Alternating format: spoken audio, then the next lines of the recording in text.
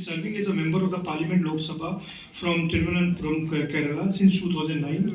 He was formerly Under Secretary General of the United Nations and contested for the post of Secretary General in 2006. He also serves as the Chairman of the Parliamentary Standing Committee on Information Technology and All India Professional Congress. He formerly served as the Chairman of the Parliamentary Standing Committee on External Affairs in the year 2014-2019. In 2019, he received the Sahitya Academy Award for his book on An Era of Darkness in non-fiction category in English language. He is an acclaimed writer, having authored 23 best-selling works of fiction and non-fiction since 1981, which are centered on India and its history, culture, film, politics, society, foreign policy, and more related themes. So please warmly welcome with a good applause of hands from the Shashi. I request our chairman and to please give a flower bouquet to our speakers. I request Anil Jain sir also, our past chairman and our past chairman Shashi.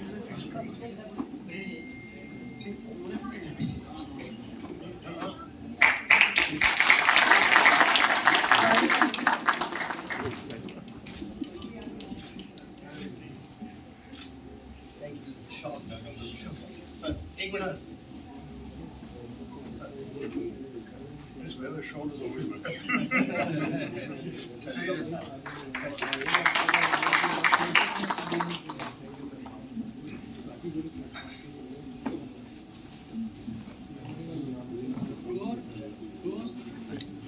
Our chairman, C. Avinash Gupta ji, to please give us a welcome address. Sir, I am wasting the time of Shashi Tharoor ji because he is very busy and he has to leave for another meeting. So I just say few lines, sir.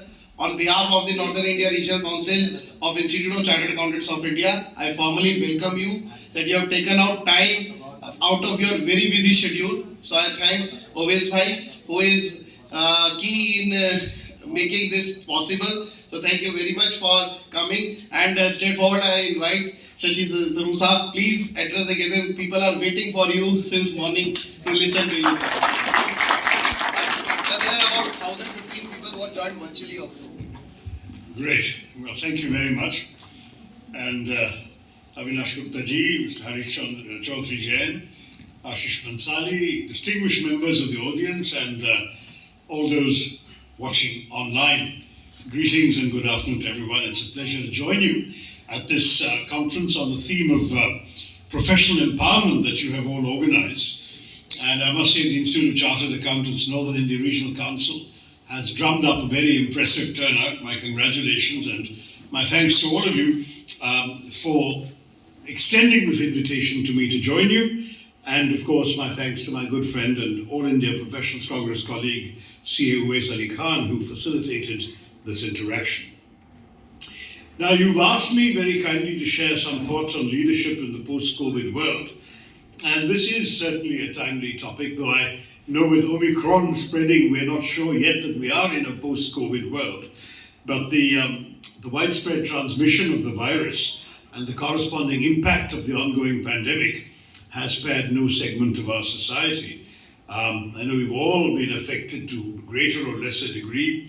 Many of us have had extensive conversations on the devastating impact on the health and well-being of our communities. And indeed the economic turbulence that came with the pandemic has affected all of you chartered accountants as professionals. So there's no question that, act of God or not, there have been some man-made afflictions ranging from the extraordinary botched rollout of the new GST regime to the inadequacies of the online tax portal and all of that. So dealing with man-made problems and acts of God at the same time has made it a rather tough couple of years for everybody. And of course, the forces of disruption that have been caused by the pandemic are clearly visible for all to see. If one looks at the world around us, certainly I found myself saying that we are probably moving away from an era where we all talked about globalization, the benefits of instant communications, and the digital revolution, with its own cultural aspects of cosmopolitanism and liberal thinking, and now instead we are living amidst a big backlash to these ideals. It seems, for example, that we are heading towards a world in which de-globalization rather than globalization is going to be the theme. There's more and more willingness on the part of countries to embrace isolationism and protectionism than there was prior to the outbreak. In India, we're hearing more and more about Atmanirbharta. And the pandemic has a lot to do with this because it's confirmed for many that in times of crisis, people rely on their own governments to shield them. Global supply chains seem vulnerable to disruption and are therefore unsustainable. Dependence on foreign countries for essential goods suddenly seen as fatal. You remember when at the very beginning of the COVID pandemic in 2020, when China essentially shut down, suddenly people woke up realizing how much they had become dependent on China. In America, the most popular pill for headaches is ibuprofen, known in America as Advil. 100% of America's ibuprofen, not 99, 100 comes from China. And suddenly they realize, my gosh, we're dependent on other countries, we have to be vulnerable. So suddenly you had a backlash of that nature towards greater self-reliance. And on top of that, there were also immediate imposition of strict border and immigration controls. There was a declaration that national interest should trump international cooperation. Strong government, many said, was the answer. Must put the nation's needs over individual citizens' freedoms. And they were arguing that we should dispense with democratic niceties from federalism to parliamentary oversight, as long as the government thinks it's in the national interest. Now, we haven't fortunately remained at that level, but that fact that there was such a reaction has been sobering. Many of you who travel to Europe remember that the Schengen visa, which was touted as the harbinger of a world of more open borders and closer interaction amongst countries, suddenly that became one of the first victims of the pandemic. All the Schengen countries threw up border controls between themselves. More and more societies are becoming insular, stratified, and hostile. And this is why I think that thinking about leadership in the post-COVID world, professional associations like yours have to really rise to the occasion of today's context and address this acute deficiency of leadership to rise above such petty reactions around the world. And what does that mean? I would argue that the new world order that people still hope will be established after the pandemic will need a new set of leaders to bring us together. Individuals who, though rooted in their immediate localities, are capable of displaying the necessary vision and aptitude to think beyond their immediate borders. Leaders who can revive and champion the idea that we as a human community are stronger when we are together. And the same logic, of course, within our own country, India. So I think the new leaders that the world desperately needs will be individuals courageous enough to think beyond their immediate interests and the allure of the bottom line, if you're thinking of leaders in companies and corporations, and instead will work actively to identify the complex challenges faced by our society and produce innovative ways to successfully address these challenges. At the same time, these new leaders will work together to bring us all together again, especially those, and we see them in our country, who would fall under the categories of the marginalized, the discriminated, the financially vulnerable, the socially chastised.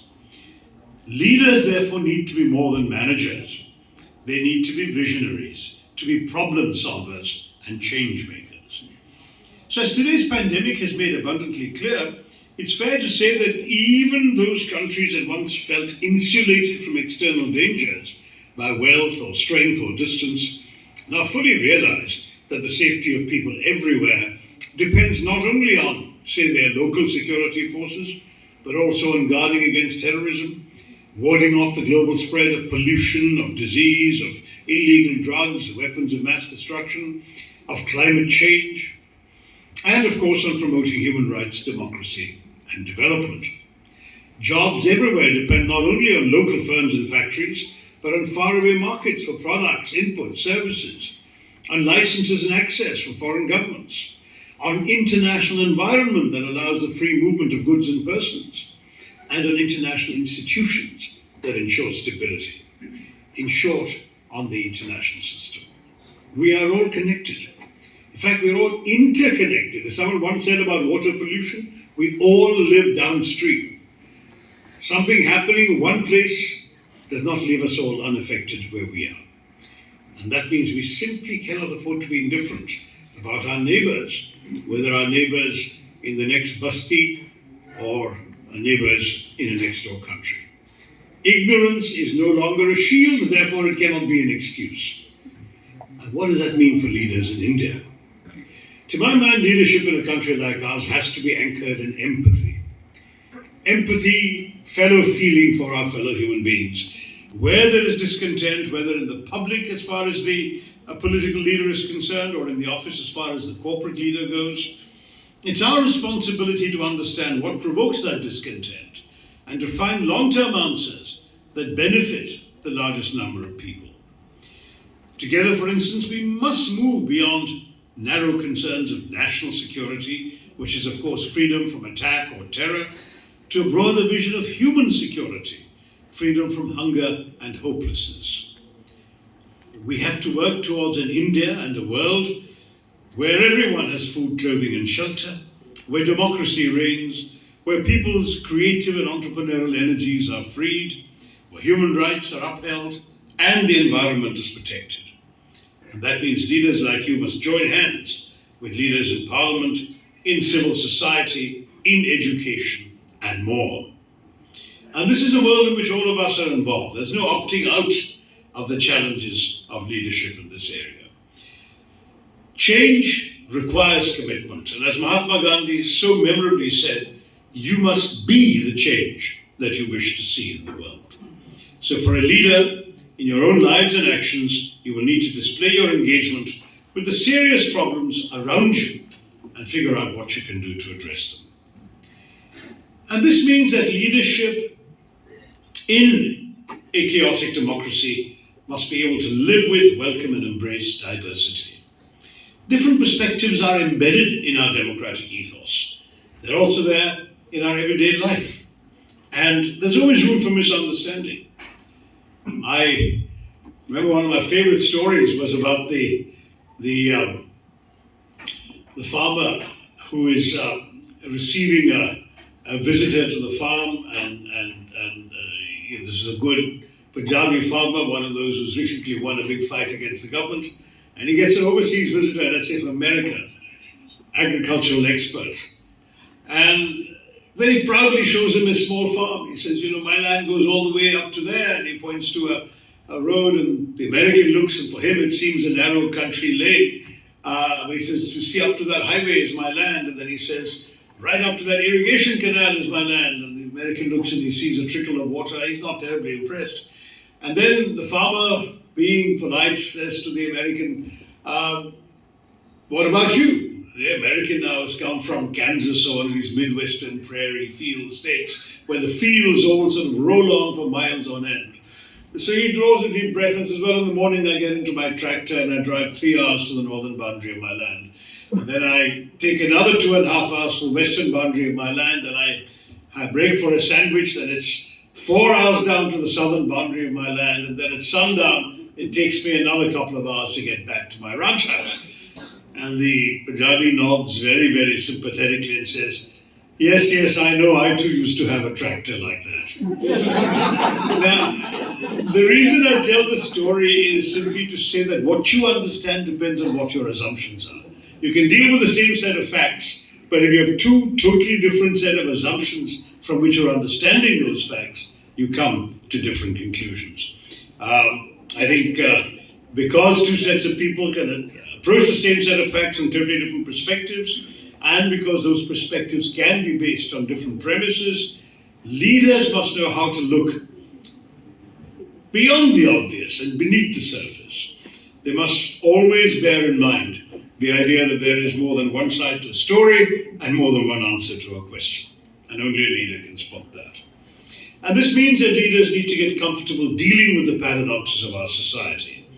In fact, an old joke I've been too long cracking abroad about our country is that anything you say about India, the opposite is also true. We like to think of ourselves as an ancient civilization, but we're also a young republic. Our IT experts stride confidently into the 21st century, but much of our population seems to live in each of the 20 other centuries. And quite often these opposites exist quite cheerfully. I don't know how many of you remember seeing on the internet that great photograph from the last Kumbh Mela, but one, not the most recent one, the one before. And it was a photograph of a typical naked Hindu sadhu. Right out of central casting, matted hair, what's on his face, Rudraksha mala around his bare neck, his upper body completely bare, ash-smeared forehead and chest and so on.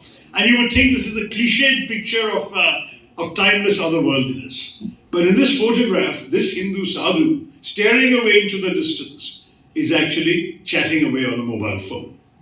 And that image is, to my mind, emblematic of what India is today. And we must learn to absorb those contradictions. Now, the question of leadership inevitably raises the question, especially in a democracy, of leadership also being about being a good follower. In fact, there is a famous story of the 19th century Home Minister of France during the 1848 revolutions there, who was in a meeting and he saw out of the window a mob rushing past his building on the street. And he hastily got up and headed for the door, saying, "I am their chief, I need to follow them." Now, needing to follow somebody to be is not a way of establishing your leadership. It is, I suppose, one kind of leadership. But the truth is that since it's the only incident for which this gentleman, Mr. Alexandre, who used to live through Romain, is now remembered in history, suggests it's not a very enduring kind of leadership. By and large, a leader is expected to lead, even if from time to time a good leader is also supposed to be a good follower. But good leadership requires a great deal of awareness of one's strengths and weaknesses, and above all, good leadership needs the capacity to engage those you are leading into the venture that you got into the success you want to achieve. I remember a poem written about 2,500 years ago in China about kingship, about kings, and you can think of it today in terms of leaders, and it was something along the lines of, the worst kind of king is the one who is hated. The next worst is actually the one who is loved too much, and then he is no king. The best king of all is the one who, whenever he has accomplished something, the people all say, "We have done it ourselves." And that insight from 2,500 years ago is, to me, a hallmark of great leadership. In our country today, we are exposed to a style of leadership that says, "I am the hero on the white stallion with upraised sword. I know all the answers to all your problems. I will canter down and cut through the Gordian knots of your difficulties." But there is the kind of leadership that is quiet, that is unobtrusive, that works in consultation with people, resolves their problems, and at the end of the day, the people don't need to look for a hero on a stallion, they just know that their problems have been solved. That is the best kind of leadership. Now, we see this, of course, in very many ways, because, of course, the capacity to inspire and reinvigorate a team, to transform the people who are looking to you for leadership, that can be certainly valuable. Putting together broken parts, energizing an enterprise, a business, a political party, a country. But, of course, if somebody else is able to do it for you, the mark of you as a leader might be to make sure they have the wings, that they are empowered to make that effort for you. And we've seen, now that we are right in the middle of the cricket season and India is about to play a test match in South Africa and the English are capitulating to the Australians in the Ashes, maybe we can look at some cricketing analogies for this, because we've seen all kinds of leadership in the cricket field. You may remember the 2007 Cricket World Cup, where India suffered the ignominy of crashing out in the group stages after successive losses to Bangladesh and Sri Lanka. And then 4 years later, we held our breath as a new captain from a small town, Mahendra Singh Dhoni, smashed the ball into the stands in Wankhede and took us to the World Cup. The very World Cup we had not even qualified for the knockout stages of the previous time. What changed in 4 years? You could argue it was leadership, that the new captain who came in demonstrated the capabilities to transform a defeated side into a fighting, raring-to-go enterprise. But what he did was essentially to tap into the best of his already existing team. Collaborative leadership, therefore, is something that involves both leadership and leaders who know the qualities and strengths of their team members. A good captain, if we can stick to the cricket analogy, will be able to facilitate interactions within teams to leverage individual strengths to produce a collective outcome. Rahul Dravid did it quietly, unobtrusively, without any show of power or strength, unlike his predecessor, Saurav Ganguly. But Ganguly is given credit for instilling grit and fight into a team that was in a state of flux. And what you could often find is that some leaders feel they can lead from the front, put their own core ideas, beliefs, and value systems very much on display, and go down with the ship or go forward with it. Virat Kohli is an extremely interesting example of somebody who wears his heart on his sleeve. When you watch television in a cricket match with Kohli on the ground, you can be in no doubt as to who the captain is. He's always charging after everything, charging to the bowler, charging to the keeper. He's visible, his eyes are blazing, his hands are moving, he's shouting, and that extraordinary intensity that he comes across with, always switched on, always present, mentally, physically, that intensity never seems to wane. Now, I'm not suggesting that's the only style of leadership. In our white ball cricket now, he's going to be succeeded by Rohit Sharma, who is extremely quiet and unobtrusive. It's going to be very interesting to see with largely the same sets of players, how two different captains can bring different strengths out of his team. But ultimately, I'm not trying to contrast styles of leadership. I'm not trying to say that one is inherently better than the other. I'm trying to say that what matters is the result of what the team can achieve. And whichever style brings the best out of the team, that is the style that's going to deliver results. Now, I believe that you, as future leaders and professionals, you have a responsibility to find your own style of leadership, to deliver those results that ultimately will be the only yardstick of your leadership. But in so doing, I do hope that you will also always bear in mind those who are not as fortunate as you are, amongst your own colleagues and around the world. I've had the rare privilege as a young man of working for those who've lost everything, the world's refugees. When I was younger than many of the people in this room, I was running the UN's program for Vietnamese boat people rescued at sea and brought into the port of Singapore. And I'll never forget many of the experiences that I had the privilege to be able to deal with at that time. People who really were in the most desperate conditions.